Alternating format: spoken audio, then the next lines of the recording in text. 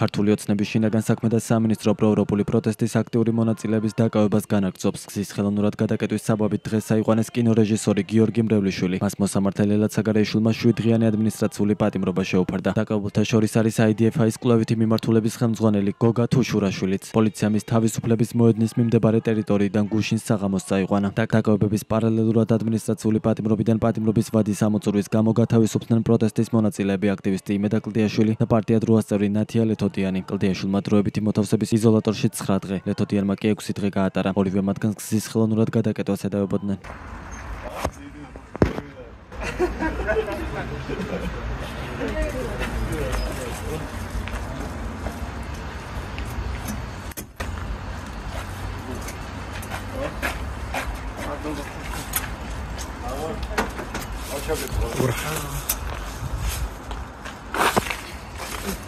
რაღაცები ხომ ჩამოსწორ.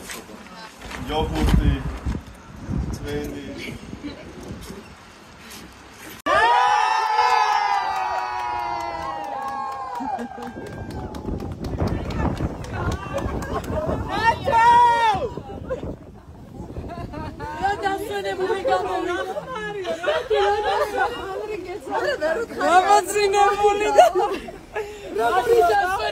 მადლობა ბატონ ცაცუას. მეორე ციგნის საკითხის საშუალება მომცა. გამოძინების საშუალება მომცა. დაკავებების მიუხედავად პროტესტის 326 დღეს დემონსტრანტებმა რუსთაველის გამზირი ისევ გადაკეტეს. ადგილზე მობილიზებული იყო პოლიციაც, რომელმაც მოგვიანებით გზის სავალი ნაწილი გაათავისუფლა.